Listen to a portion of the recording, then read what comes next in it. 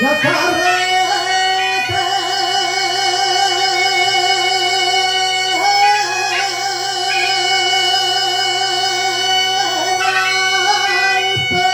Pedroso y es muy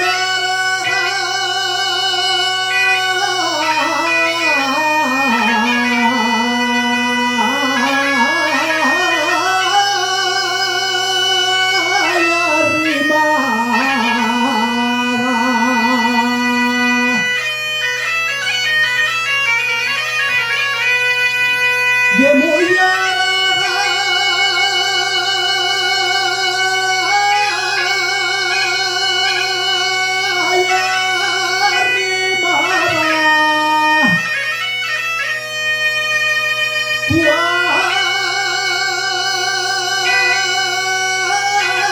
cuando me pongo a salir,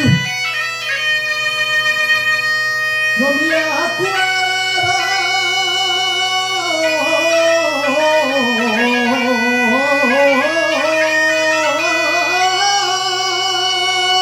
de la entrada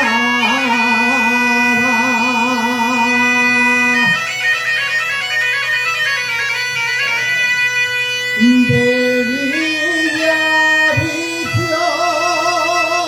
Villaviciosa vengo, de Villaviciosa vengo,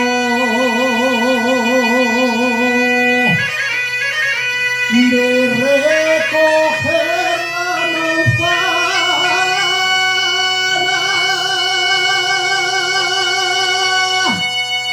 para hacer la buena